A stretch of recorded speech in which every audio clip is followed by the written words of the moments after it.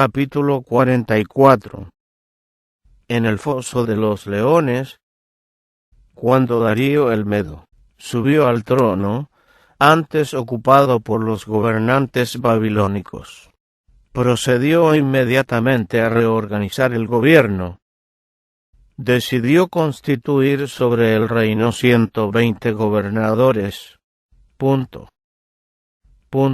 Y sobre ellos 3 presidentes, de los cuales Daniel era el uno, a quienes estos gobernadores diese en cuenta, porque el rey no recibiese daño. Pero el mismo Daniel era superior a estos gobernadores y presidentes, porque había en él más abundancia de espíritu. Y el rey pensaba de ponerlo sobre todo el reino. Los honores otorgados a Daniel despertaron los celos de los principales del reino, y buscaron ocasión de quejarse contra él. Pero no pudieron hallar motivo para ello, porque él era fiel, y ningún vicio ni falta fue en él hallado. La conducta intachable de Daniel excitó aún más los celos de sus enemigos. Se vieron obligados a reconocer: no hallaremos contra este Daniel ocasión alguna, si no la hallamos contra él en la ley de su Dios. Por lo tanto, los presidentes y príncipes, consultándose, idearon un plan por el cual esperaban lograr la destrucción del profeta. Resolvieron pedir al rey que firmase un decreto que ellos iban a preparar, en el cual se prohibiría a cualquier persona del reino que por 30 días pidiese algo a Dios o a los hombres, excepto al rey Darío. La violación de este decreto se castigaría arrojando al culpable en el foso de los leones.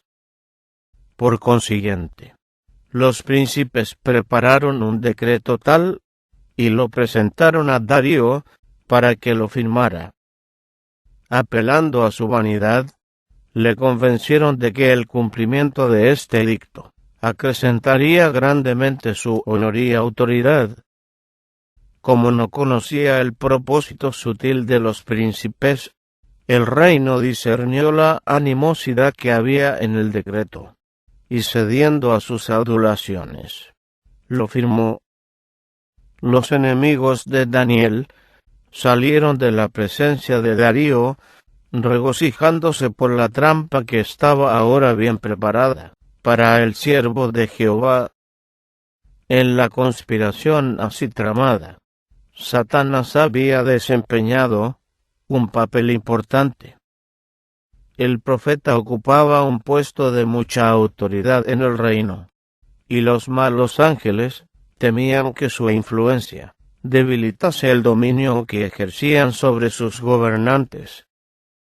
Esos agentes satánicos eran los que habían movido los príncipes a envidia, eran los que habían inspirado el plan para destruir a Daniel, y los príncipes, prestándose a ser instrumentos del mal, lo pusieron en práctica.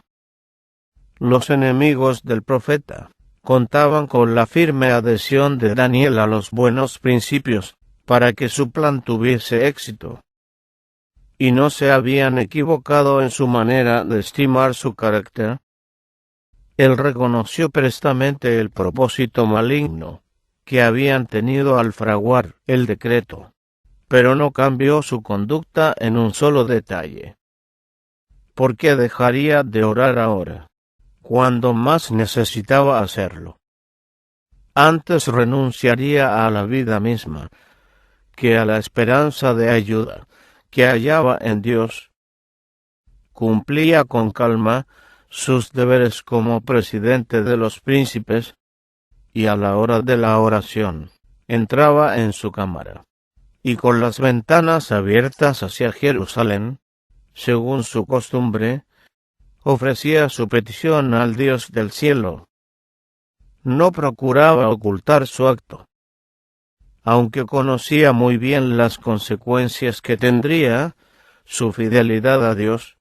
Su ánimo no vaciló, no permitiría que aquellos que maquinaban su ruina pudieran ver siquiera la menor apariencia de que su relación con el cielo se hubiese cortado.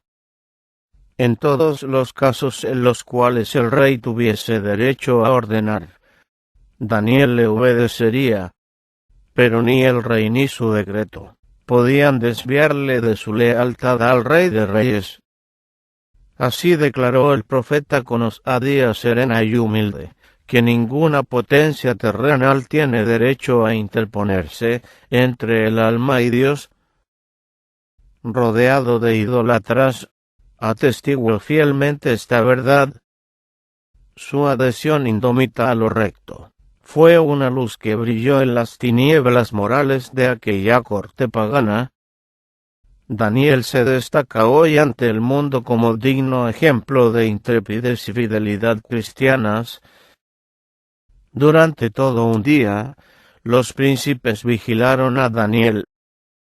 3 veces le vieron ir a su cámara, y 3 veces oyeron su voz elevarse en ferviente intercesión para con Dios.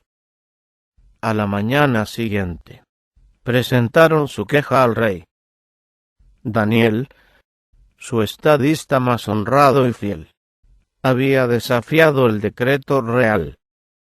Recordaron al rey: no has confirmado edicto, que cualquiera que pidiere a cualquier dios u hombre en el espacio de 30 días, excepto a ti, oh rey, fuese echado en el foso de los leones. Verdad es, contestó el rey, conforme a la ley de Media y de Persia, la cual no se abroga. Triunfantemente informaron entonces a Darío acerca de la conducta de su consejero de más confianza. Clamaron: Daniel, que es de los hijos de la cautividad de los judíos, no ha hecho cuenta de ti, oh rey, ni del edicto que confirmaste. Antes 3 veces al día hace su petición. Al oír estas palabras, el monarca vio enseguida la trampa que habían tendido para su siervo fiel. Vio que no era el celo por la gloria ni el honor del rey, sino los celos contra Daniel, lo que había motivado aquella propuesta de promulgar un decreto real. Pesóle en gran manera por la parte que había tenido en este mal proceder, y hasta puestas del sol trabajo, para librarle. Anticipándose a este esfuerzo de parte del rey, los príncipes le dijeron: sepas, oh rey, que es ley de Media y de Persia, que ningún decreto o una ordenanza que el rey confirmare pueda mudarse, aunque promulgado con precipitación. El decreto era inalterable y debía cumplirse. Entonces el rey mandó, y trajeron a Daniel, y echáronle en el foso de los leones. Y hablando el rey dijo a Daniel: el Dios tuyo, a quien tú continuamente sirves, él te libre. Se puso una piedra a la entrada del foso, y el rey mismo la selló con su anillo, y con el anillo de sus príncipes, porque el acuerdo acerca de Daniel no se mudase. Fuese luego el rey a su palacio, y acostóse ayuno. Ni instrumentos de música fueron traídos delante de él, y se le fue el sueño. Dios no impidió a los enemigos de Daniel que le echasen al foso de los leones. Permitió que hasta allí cumpliesen su propósito los malos ángeles y los hombres impíos, pero lo hizo para recalcar tanto más la liberación de su siervo, y para que la derrota de los enemigos de la verdad y de la justicia fuese más completa. Ciertamente la ira del hombre te acarreará alabanza, había testificado el salmista. Mediante el valor de un solo hombre que prefirió seguir la justicia antes que las conveniencias. Satanás iba a quedar derrotado, y el nombre de Dios iba a ser ensalzado y honrado. Temprano por la mañana siguiente, el rey Darío se dirigió apresuradamente al foso. Llamó a voces a Daniel con voz triste. Y dijo, Daniel, siervo del Dios viviente, el Dios tuyo, a quien tú continuamente sirves, ¿te ha podido librar de los leones? La voz del profeta contestó, oh rey, para siempre vive. El Dios mío envió su ángel, el cual cerró la boca de los leones, para que no me hiciesen mal, porque delante de él se halló en mi justicia. Y aun delante de ti, oh rey, yo no he hecho lo que no debiese. Entonces se alegró el rey en gran manera a causa de él, y mandó sacar a Daniel del foso. Y fue Daniel sacado del foso, y ninguna lesión se halló en él, porque creyó en su Dios. Y mandándolo el rey fueron traídos aquellos hombres que habían acusado a Daniel, y fueron echados en el foso de los leones, ellos, sus hijos y sus mujeres, y aún no habían llegado al suelo del foso, cuando los leones se apoderaron de ellos, y quebrantaron todos sus huesos. Nuevamente, un gobernante pagano hizo una proclamación para exaltar al Dios de Daniel como el Dios verdadero. El rey Darío escribió a todos los pueblos, naciones y lenguas que habitan en toda la tierra. Paso sea multiplicada de parte mía expuesta ordenanza, que en todo el señorío de mi reino todos teman y tiemblen de la presencia del Dios de Daniel, porque Él es el Dios viviente y permanente por todos los siglos, y su reino tal que no será deshecho, y su señorío hasta el fin, que salva y libra, y hace señales y maravillas en el cielo y en la tierra, el cual libró a Daniel del poder de los leones. La perversa oposición que el siervo de Dios había arrostrado quedó completamente quebrantada. Daniel fue prosperado durante el reinado de Darío y durante el reinado de Ciro, persa. Y por haberle tratado, esos monarcas paganos se vieron obligados a reconocer que su Dios era el Dios viviente y permanente por todos los siglos, y su reino tal que no será deshecho. Del relato de cómo fue librado Daniel, podemos aprender que en los momentos de prueba y lobreguez, los hijos de Dios deben ser precisamente lo que eran cuando las perspectivas eran halagüeñas y cuanto los rodeaba era todo lo que podían desear. En el foso de los leones Daniel fue el mismo que cuando actuaba delante del rey como presidente de los ministros de Estado y como profeta del Altísimo, un hombre cuyo corazón se apoya en Dios será en la hora de su prueba el mismo que en la prosperidad, cuando sobre él resplandece la luz y el favor de Dios y de los hombres. La fe extiende la mano hacia lo invisible y se hace de las realidades eternas. El cielo está muy cerca de aquellos que sufren por causa de la justicia. Cristo identifica sus intereses con los de su pueblo fiel, sufre en la persona de sus santos, y cualquiera que toque a sus escogidos, le toca a él. El poder que está cerca para librar del mal físico o de la angustia, está también cerca para salvar del mal mayor, para hacer posible que el siervo de Dios mantenga su integridad en todas las circunstancias y triunfe por la gracia divina. Lo experimentado por Daniel como estadista en los reinos de Babilonia y de Medo-Persia revela que un hombre de negocios no es necesariamente un maquinador que sigue una política de conveniencias, sino que puede ser un hombre instruido por Dios a cada paso. Siendo Daniel primer ministro del mayor de los reinos terrenales, fue al mismo tiempo profeta de Dios, y recibió la luz de la inspiración celestial, aunque era hombre de iguales pasiones que las nuestras. La pluma inspirada le describe como sin defecto. Cuando las transacciones de sus negocios fueron sometidas al escrutinio más severo de sus enemigos, se comprobó que eran intachables.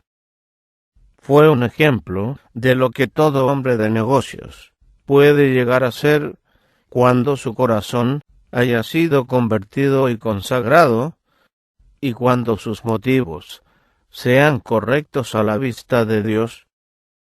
El cumplimiento estricto de los requerimientos del cielo imparte bendiciones temporales tanto como espirituales. Inquebrantable en su fidelidad a Dios, inconmovible en su dominio del yo, Daniel fue tenido, por su noble dignidad y su integridad inquebrantable, mientras era todavía joven, en gracia y en buena voluntad del oficial pagano encargado de su caso. Las mismas características le distinguieron en su vida ulterior. Se elevó aceleradamente al puesto de primer ministro del reino de Babilonia. Durante el reinado de varios monarcas sucesivos, mientras caía la nación y se establecía otro imperio mundial. Su sabiduría y sus dotes de estadista fueron tales y tan perfectos. Su tacto, su cortesía y la genuina bondad de su corazón, así como su fidelidad a los buenos principios, que aun sus enemigos se vieron obligados a confesar que no podían hallar alguna ocasión o falta, porque él era fiel.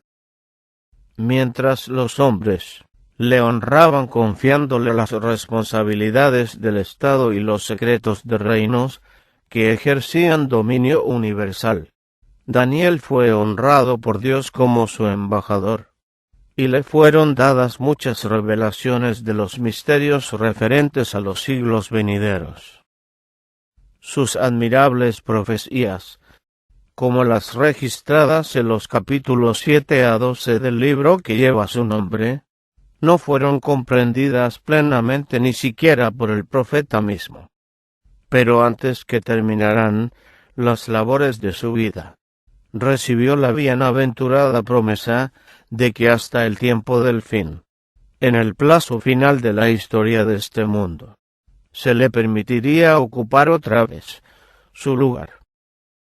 No le fue dado comprender todo lo que Dios había revelado acerca del propósito divino, sino que se le ordenó acerca de sus escritos proféticos. Tú, empero, Daniel, cierra las palabras y sella el libro, pues esos escritos debían quedar sellados hasta el tiempo del fin. Las indicaciones adicionales que el ángel dio al fiel mensajero de Jehová fueron: Anda, Daniel, que estas palabras están cerradas y selladas hasta el tiempo del cumplimiento. Punto. Y tú irás al fin, y reposarás, y te levantarás en tu suerte al fin de los días. A medida que nos acercamos al término de la historia de este mundo, las profecías registradas por Daniel exigen nuestra atención especial, puesto que se relacionan con el tiempo mismo en que estamos viviendo. Con ellas deben vincularse las enseñanzas del último libro del Nuevo Testamento. Satanás ha inducido a muchos a creer que las porciones proféticas de los escritos de Daniel y de Juan el Revelador no pueden comprenderse. Pero se ha prometido claramente que una bendición especial acompañará el estudio de esas profecías. Entenderán los entendidos. Fue dicho acerca de las visiones de Daniel cuyo sello iba a ser quitado en los últimos días, y acerca de la revelación que Cristo dio a su siervo Juan para guiar al pueblo de Dios a través de los siglos. Se prometió: bienaventurado el que lee, y los que oyen las palabras de esta profecía, y guardan las cosas en ella escritas, del nacimiento y de la caída de las naciones. Según resaltan en los libros de Daniel y Apocalipsis, necesitamos aprender cuán vana es la gloria y pompa mundanal. Babilonia, con todo su poder y magnificencia, cuyo parangón nuestro mundo no ha vuelto a contemplar. Un poder y una magnificencia que la gente de aquel tiempo creía estables y duraderos. Guión se desvaneció, y cuán completamente pereció como la flor de la hierba. Así perecieron el reino medo-persa, y los imperios de Grecia y de Roma. Y así perece todo lo que no está fundado en Dios. Solo puede perdurar lo que se vincula con su propósito y expresa su carácter. Sus principios son lo único firme que conoce nuestro mundo. Un estudio cuidadoso de cómo se cumple el propósito de Dios en la historia de las naciones y en la revelación de las cosas venideras nos ayudará a estimar en su verdadero valor las cosas que se ven y las que no se ven, y a comprender cuál es el verdadero objeto de la vida. Considerando así las cosas de este tiempo a la luz de la eternidad, podremos, como Daniel y sus compañeros, vivir por lo que es verdadero, noble y perdurable. Y al aprender en esta vida a reconocer los principios del reino de nuestro Señor y Salvador, el reino bienaventurado que ha de durar para siempre, podemos ser preparados para entrar con Él a poseerlo, cuando venga,